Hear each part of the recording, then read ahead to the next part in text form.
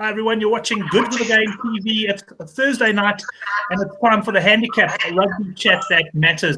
Well, looking forward to the show. We didn't think it was going to take place at one stage. It was a bit worrying because Google or YouTube, I'm not sure what's happening. This Google Hangouts app that we use through YouTube is actually being done away with, and they said it was going to disappear on the 1st of August. Thankfully, it's still here, but if the show does end prematurely, you know why. Anyway, we are looking at another solution, but it's a little bit more complicated, and neither Chris or myself is particularly strong on the tech side, but hopefully we'll have something up and running by next week, and hopefully by Monday's Use It or Lose It show as well. Well, on tonight's show, we're going to talk Currie Cup. It's week 4. I've got a couple of guys who want to talk about betting. I don't think they're as excited about this as they normally are after a bit of a paneling last week. And then I also just want to take the opportunity on what will likely be quite a short show to have a look at the outright Rugby World Cup betting. But let's move on to our guests, and I'm going to start off with Couch Critic. Couch, you look like you've had a rough week, old chap. No, man, Brent, it's actually finally just about over and back into things. Obviously, Monday and Tuesday wasn't great off the back of a 0-3 weekend, so it's never great trying to come back from that. But yeah, we'll be up again, and we're gonna have another swing at it, eh? Yeah, you may have lost a bit of money on Currie Cup, but I mean, you did very well in the Tour de France Fantasy League we were playing in. You won the Jolly overall league globally. I mean, what did they send you? A nice check for that? What did you win for that, baby?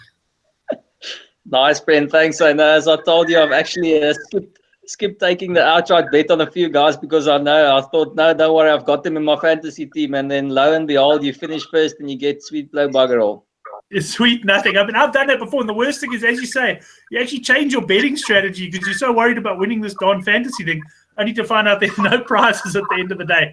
Well, hard lines on that one there, Couch. Let's go down to Henrik. Henrik, I know you weren't very happy at the end of last weekend. You ran into a bit of a train smash there in the province game. Yeah, Brent. Generally, it wasn't a very good weekend. I was on the All Blacks minus. I was on the Pumas to win the game on Friday night, and I was on the Griquas plus. Luckily, the Argentina plus came in at the end, but I wasn't as big on that as I should have been. And then the Western Province game was a disaster. I lost the most that I've ever lost in a game in that one. So yeah, it was a very bad weekend for me. So yeah, I haven't followed the rugby and the betting that closely this week, but yeah, we'll get back on the horse and keep going. Yeah, it certainly is always tough to bounce back. And I mean, what Hendrik says is true. I mean, you could take a loss on a weekend and it's fine. But if you take a real hammering, and if there's 2 or 3 games you really fancy strongly and they go belly up, well, it does take a while to recover from that. But let's move on to this week's Currie Cup action. I'm just going to quickly go and pop on. I'm not going to share my screen.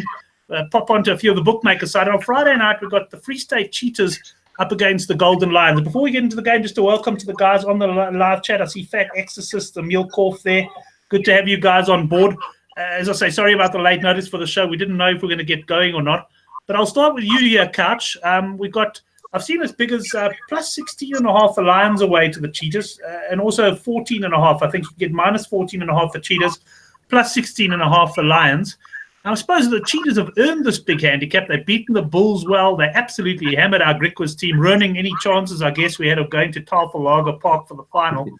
But what do you make of this one? Because let's face it, the Lions weren't impressive in week 1 against the Pumas. I didn't actually watch the game last week, thank goodness. But, I mean, they did beat Western Province on the road, which is not easy. Oh, Brent, the Lions are just this one team that you keep thinking that they're going to get a smash and somehow they escape. I mean, they've had two weeks now where I don't think they were the better team on the park, and somehow they've walked away with the win. So you think either way they're going to improve and finally put a decent performance together, for more than the last 20 minutes, or they're going to pick up a hiding. And I think it's probably going to be B this weekend. I just, I have a look at that team again, and it makes no sense backing them. I can't do it. Tyrone Green is great at fullback. He's nice and creative, and he can score from anywhere. But the rest, they've got a decent core almost. They're a decent centre. The loose trio and the scrum off and fly off are good, quite kind of experienced guys. The regulars that we used to, but the tight 5 isn't anything to write home about. And the back line and the centres are youngsters. So I mean, it's just it shouts Cheetahs again. Pro 14 experience like through the entire squad. Oxenshade, Weber, those kind of guys, they all used to the system. Tian Meyer, you can't teach them anything. So I'm sticking to my guns. Yeah, I think Cheetahs will put the Lions away. And actually, there was a bit of 13.5 available, so I'll have a nibble at the 13.5, and then our biggest plays on the halftime again. It didn't really work for me last weekend, even though probably the only bet that I won was Province on the halftime, which unfortunately I wasn't, as Henrik said, not big enough either in that one. And I just think that the Lions have finished strong in both their games in the last 20, but haven't really been good in the other 60 minutes. So I'm expecting Cheetahs. They're on a high. They're playing well. They're at home. I think they'll start off on fire. And there's a 6.5 first half handicap, which I think they should be able to cover. Right. So Couch, they're going on the first half handicap on the Cheetahs. Henrik, I mean, are the Cheetahs as good as they've looked in these opening 2 weeks of other teams has played badly against them? Brent, I didn't see the first game against the Bulls, but I watched the whole game last week against Griquas, and they look well coached. It's not as if they scored a lot of points in both games, and for me, it wasn't like they played crazy expansive rugby. It was just their set pieces are very good, and they put a lot of pressure on defense. I think that's something that they've learned through the European competition, because the European sides are probably generally very good defensively. So yeah, they put pressure on and keep the pressure on, and I think they squeeze the teams a lot, and they score off mistakes, defensive mistakes in the end from the other team. So yeah, I still rate Griquas. They got smashed, but I have to go for the Cheetahs again. Yeah, I have to post the Lions again. Yeah, the Lions, they cost me bad last week, and I was very upset about it. But I think the Lions are due for a hiding, and I think the Cheetahs can put them away. Yeah. Well, I was having a look at the outright betting update on Good for the Game. Chris posts one at the end of each round, and I see the Cheetahs now into favourites at around the 15 to 10 mark. The Lions have moved into second favourites at I think around 5 to 1, and you've got Western Province then trading around the 11 to 2 mark. Henrik, I'll stay with you. Just want to ask, man, I don't know if you've had a chance to look at two questions though. One, am I right in saying that you took 3 bets at the start and the Cheetahs were one of them? Because I followed you on those 3 bets. Some Griquas, Pumas, and I think the other one was Cheetahs. I followed you directly, so I'm hoping with Cheetahs. And secondly, are the Cheetahs going to keep the squad all the way through the Currie Cup, or is there a danger that at some point they start breaking into a Pro 14 and a Currie Cup sort of squad again?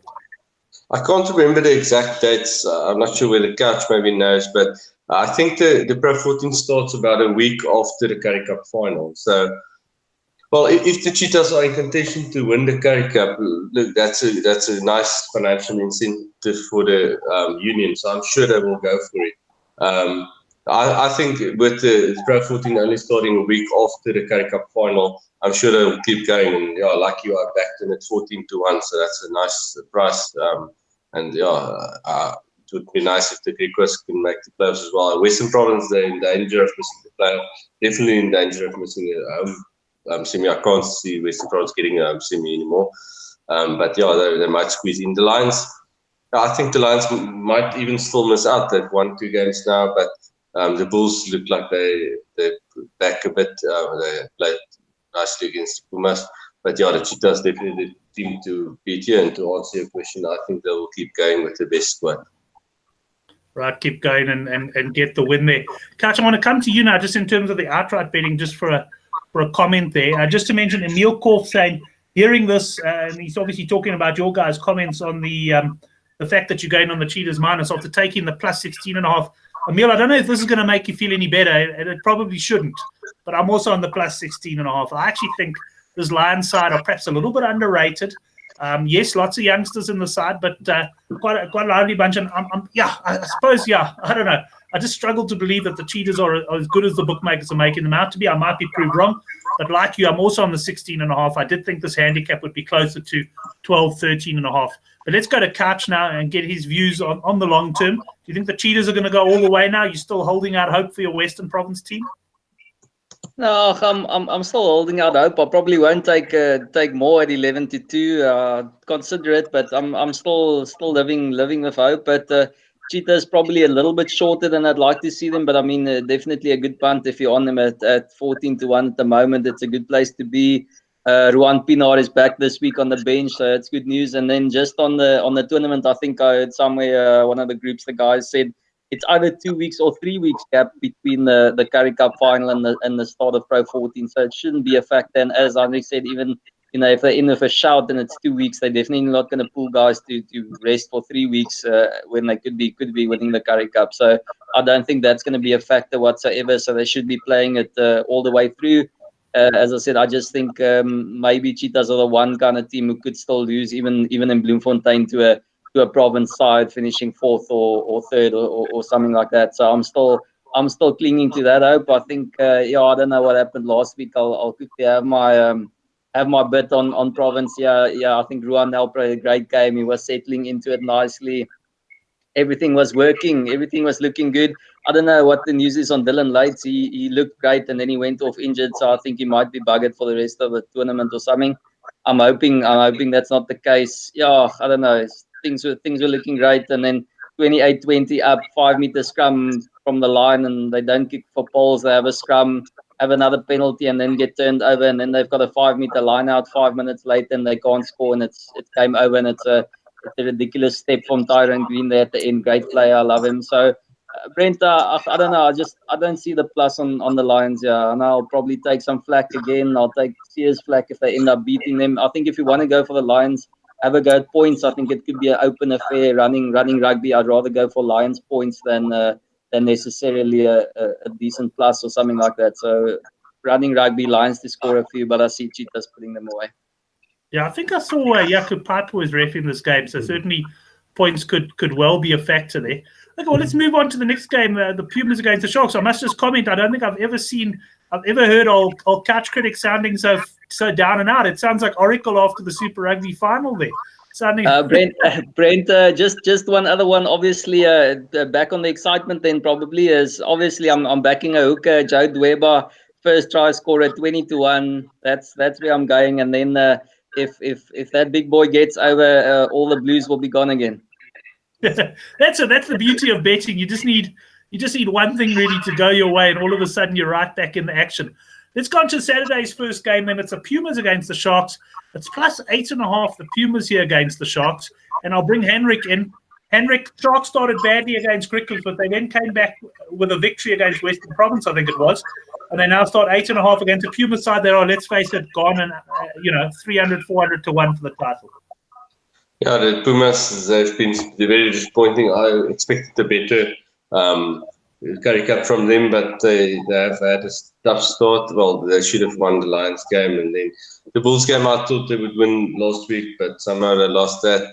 They at one stage during the game, it looked like they were in with a shot, but the Bulls did well to win that. The Sharks, the bad loss against Ukos, and then the Western Province one was a shock to me as well, but I'm not sure what to make of that with the Lions beating the Province. I'm going for the home team and the plus 8.5 Pumas, just because it's the home team, and I'm not sure. The Sharks normally, well, we haven't seen them away from home yet, and normally, well, in Super Rugby they're pretty good away from home. But I think in Nelspruit, which is a bit of altitude, and the Pumas at home, I'll give them the not on plus, but not very confident on it. Right, let's go over to Couch. Get your views on this game, Couch. Yeah, I'm a little bit worried about this one. The Sharks usually prefer the lush Durban fields and playing, I wouldn't say in front of the loads and loads of fans, but just not traveling too far from home and being able to go back to Billy the Bums or something, I don't know. But I think it's going to be a bit tough for them, but I just can't look past. I think I got 7.5, and I don't know what the Pumas are going to think. They probably got themselves up, thought they were in with a chance, thought Hendrik's 40-1 or whatever he got them at was going to be a decent runner, and it's fallen flat after 3 weeks. Hopefully they're getting the blues now and thinking that, listen, we're wasting our time here, and Jimmy Stonehouse must be thinking, why couldn't he get a deal as the Bulls coach or something, because this is a done deal. It's not great for them. So I'm hoping the Sharks 2 weeks to focus on this game. They're not going to be looking past it. I don't think. I'm hoping not. A little bit worried about Rainer Smith at fullback. He's not my favorite, my cup of tea. Pepsi Buthelezi in at 7. Again, probably not his best position, but looking forward to seeing him get a run. I got to take the Sharks at -7.5. So I'm going to be against Hendrik in that one. Not a big bet for me. This is the least confident of the three, but I'll have a nibble there on the Sharks. Yeah, I'm with you there, Catch. I like the Sharks here on the minus. Also, not a weekend I fancy anything particularly strong. I also feel the coach might have had a bit of time with the guys now. I'll forgive him that first week loss to the Griquas. They did come back strong against Western Province. And like you say, the Pumas, not a lot to play for here, although I do expect them to throw everything at the Sharks. I like the Sharks on the minus here as well. Just looking at the live chat, Emil goes Sharks by 1 to 12. I imagine that'll be around the 18 to 10 mark. So if you are one of the 1 to 12 punters, that could be one for you. I'm not keen on the 1 to 12 markets in the Currie Cup, though. I find they're very volatile games, and we could have quite a few points as well.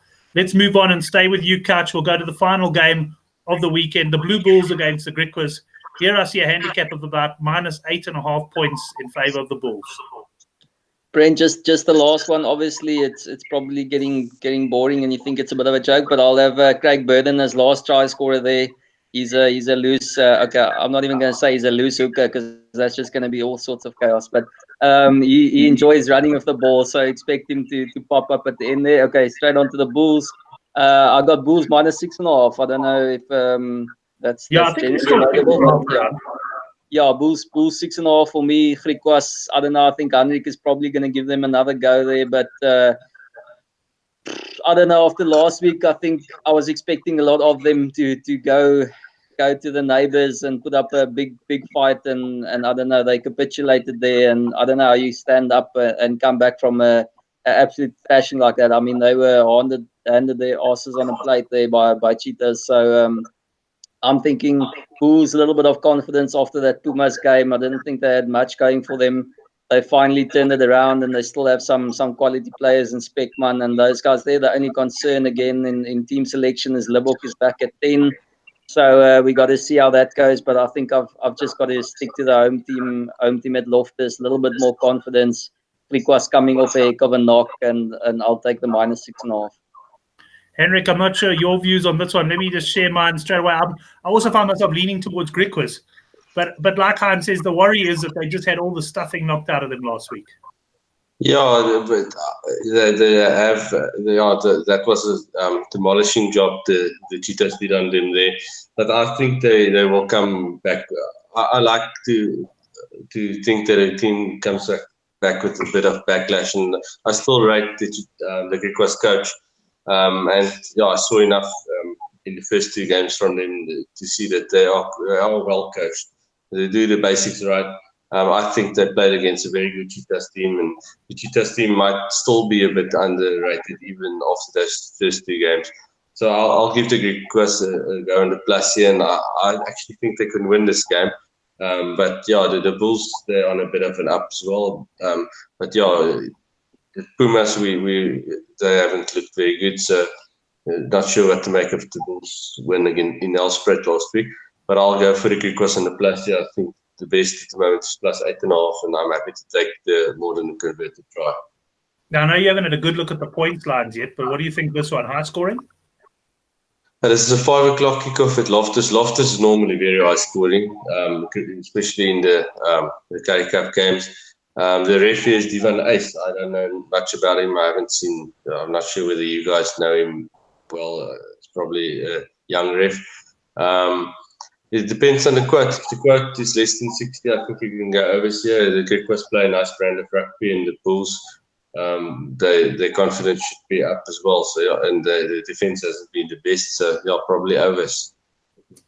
Right. I think I'll probably be looking at Griquas overs play there. I do fancy Griquas, and I think we are going to get quite a high-scoring game.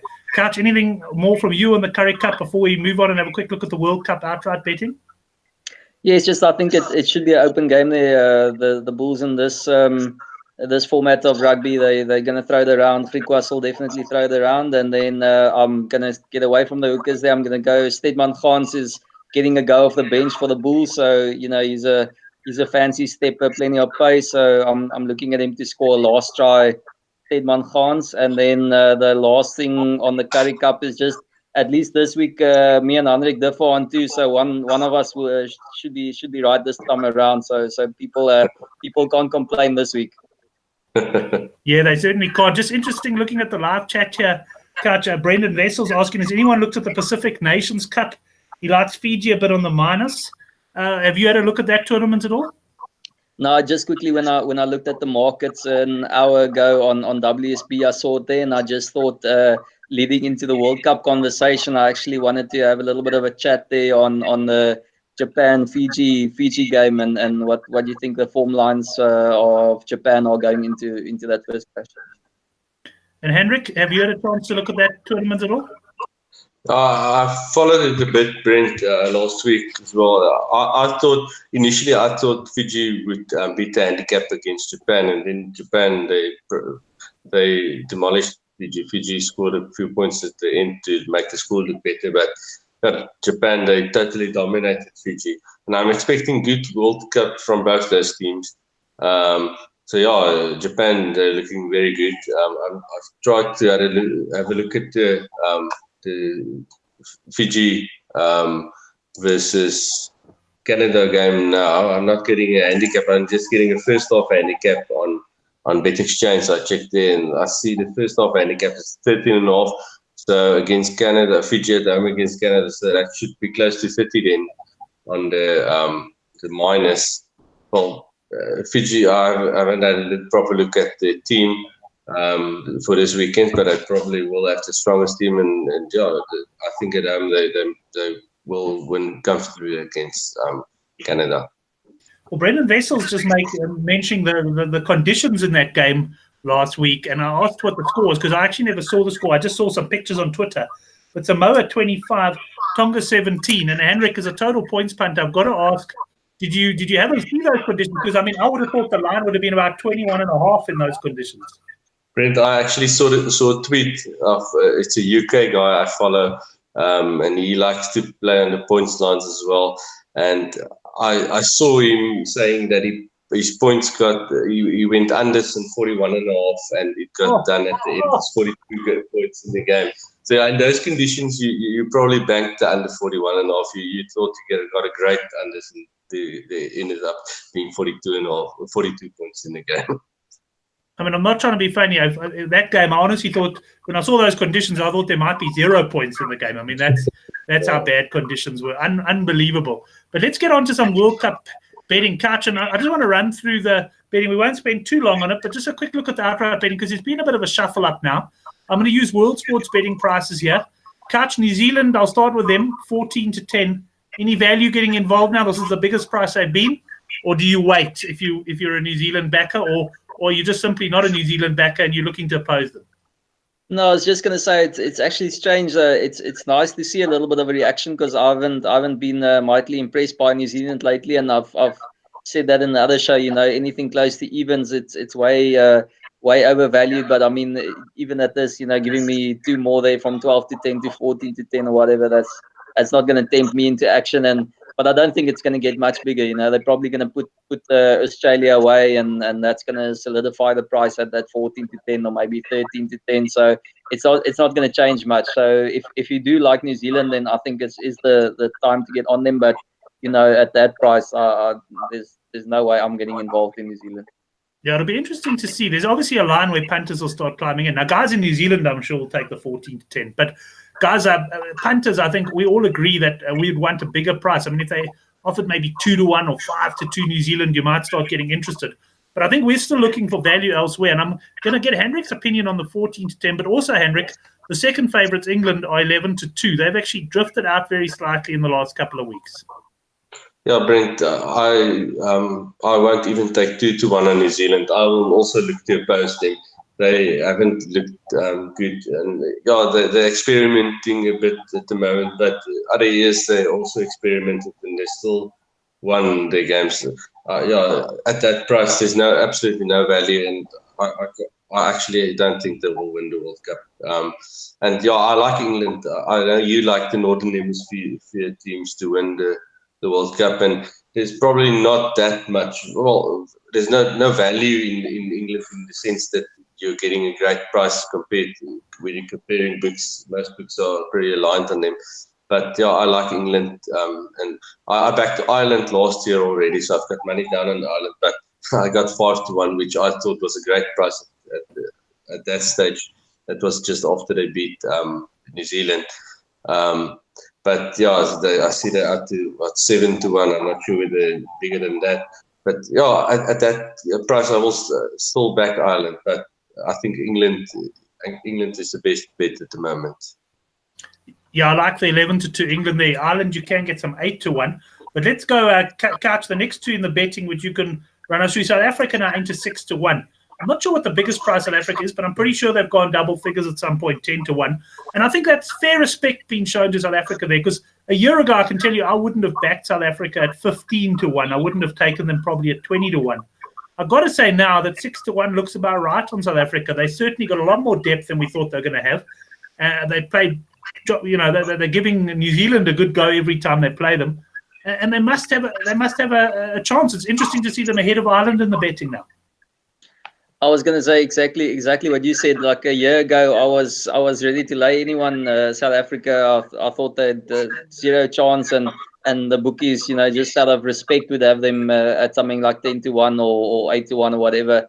But they have no real chance. And I must say they're starting to force your hand. If you're building a book, you got to be a little bit concerned. And I mean, beat New Zealand in that opener, and all of a sudden it's a whole different ball game. And we've all had that little app and all those scenarios how things are going to change, and all of a sudden you win that New Zealand game, and you could be in there for a semi-final clash. So no, South Africa are definitely serious runners that you've got to take seriously. But I'm with Hendrik, and luckily I've got a few multiples that have the England double of Cricket World Cup, Rugby World Cup. So at this stage, I'm firm on England, and just looking for something else to add value, because obviously I don't want to go in there just on the bombs and then be blown out the water. So I'm still looking for some additional value, but I don't think maybe Ireland at 8-1 or starting to look at South Africa at 6-1. I've probably already missed the boat. Right. Just having a look here. Ireland 8-1, Wales 17-2. So we'll go across to Hendrik for that. So Ireland are 8-1, Hendrik 6-1 South Africa, and Wales 17-2. Yeah, the box they're looking very good under Rassie, and he's really got the guys going, and he's building some nice depth in positions as well. They did well against Australia, but not the best team, and then to get a draw in New Zealand is a great result. So they're playing clever rugby, and they look really well coached. But being in the same pool with New Zealand, I won't take South Africa at 6-10 or 6-1. I think if you could get the 10-1, that might be a bit of value. But 6-1, I won't back them. And Wales, I'm not sure about Wales. I'd rather take Ireland or England than Wales. I rate Warren Gatland as a coach, but I don't think that they've got the depth in positions that the other teams have. Ireland clubs, they're great. They've got great players and great depth. England as well, they've got a lot of players. So I think England and Ireland, they offer better value. If key players get injured, I think Wales might be in a bit of trouble. And just having a look even further down the list, we've got Australia at 16-1, Hendrik, Argentina 33-1, and France 35-1. Interesting, France are bigger than Argentina because they still are favourites to go through ahead of them in the group. But any chance for any of those teams? Yeah, no, I don't think so. Sorry, Hendrik, I muted you there. Sorry, no. Any chance for those teams, Hendrik? Yeah, no, I don't think so, Brent. Especially Australia. You can't back Australia. You have to oppose them currently. They're still in a bit of a mess, even though they won a very scrappy game against Argentina, and Argentina did everything they could not to win that game. So I don't take anything from Australia in that game. Argentina and France, Argentina doesn't look like they can win a game. They can't close a game out. Close losses won't help them any bit in the World Cup. And then France, don't know what you're going to get from France at that price. I think between those three, I would take France. They're the best value between those three, because you can actually get France going, and I can't back Australia and Argentina and the French. They you can get anything from them, but I won't. I can't see any of those three teams winning the World Cup. Well, I must say I was trying to fight back the smile as I heard Henrik say there might be a little bit of value in the French. I must say, yeah. I mean, I was the first to say I wasn't going to get involved in France, and I probably won't. But 35-1, I hear what Henrik's saying there as well. I mean, that's a big price. I wonder if we can twist old Couch's arm to get involved at that price. I was going to say, Henrik, don't say it. Don't say it. Don't say out of those three. And I think Brent was probably hovering over that 35-1. And as you said, it was click, go, go, go. No, he doesn't. You don't need to push that. Okay. Yeah. No, he was jumping on it. So, I was actually thinking beforehand a few weeks ago that Argentina at those 30s was going to be a worthwhile little outsider just to have to take some cover against maybe later on if they hit the semis. But they just don't have the pack. I was hoping Ledesma was going to try and sort something out there and just get them the forwards to rely on and have a steady forward pack. And it doesn't seem like he's had any success with that yet. I mean, if Australia can boss you around there, you're in trouble. And then, thank goodness you didn't ask me about the Aussies and rather Henrik, because you all know my answer on that one. So, no, none of those three. But again, please don't take this advice, Brent. But of the three, probably France the better option. I love it. Well done, Hein. Nicely played. Guys, that brings us to the end of this show. Not the busiest weekend of rugby. Hopefully we'll have all the technical issues sorted, assuming this Hangouts doesn't exist next week, and we can do the handicap show ahead of the Rugby Championships, perhaps even get a New Zealander on the show as well, or an Aussie or something like that. But Couch, let's end off with you then. What's your best bet for the weekend? And if anything else you fancy on the weekend, Grand Prix or anything like that? Brent, my best bet is gonna stay in the Cheetahs game, the first half handicap. I think they're gonna put the Lions away in the first half, -6.5. That's probably gonna be my only really solid, my normal kind of decent stake play, and then I'll take a few alternative multiples into the others. What I like this weekend, I think on the Formula One is be a little bit more adventurous. I'm taking Leclerc to be the fastest qualifier, and then I don't know, see what happens in the free practice tomorrow. So Charles Leclerc at fastest qualifier, and then look for some in running on the cricket. I think it's mostly the bowlers are going to be favoured. Steve Smith, everyone's favourite, made a ton of runs this today, so that was a good start. I took some of that in running, so have a look and back Joe Root or maybe a Stokes or someone when they come in later to score some runs.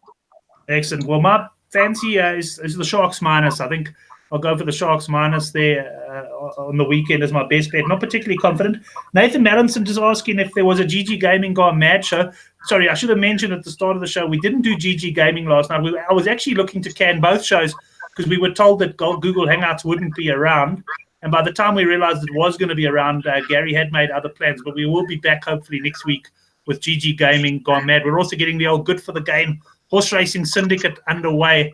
I'm sure we'll have some progress on that in the next couple of weeks. So, yeah, go and post if you didn't put it on the show last week or on the forum. Go to the Good for the Game forum and mark yourself down as interested there. Right, Henrik, let's end off with you then. Your best bet. I know you're not as confident as bullish mood as before, but as Emil says on the live chat, we know you after a bad weekend, you more often than not come out steaming with a victory. Brent, just a 1 unit play on Greek West plus 8.5. I think so. We're all going for best bets in different games here. So good luck to you picking the one for the newsletter. The cricket was interesting today. I don't bet big on cricket. I only play small.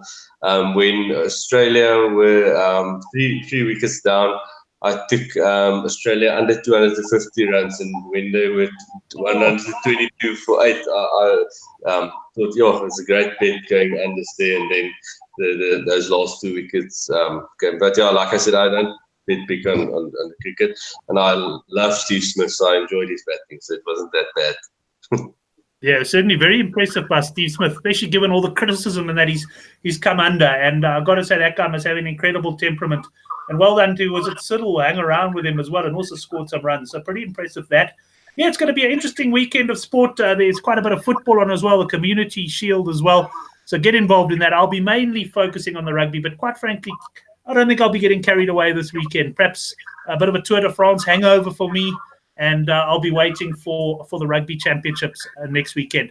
Thanks to both of my guests, Couch and Hendrik, and also to all the guys who joined us on the live chat. Please, we could do the show tonight in the end. Hopefully next week we'll have everything back to some semblance of normality. We will put a link, or I have put a link down below here to the Good for the Game newsletter if you want to see what our best bet is this weekend. Like Hendrik says, I'm going to struggle here, although the last couple of weeks haven't been so hot on the newsletter anyway. So maybe it's better we go for something a little bit more random. Thanks, guys. Good to have you on the show, and have a good punting weekend.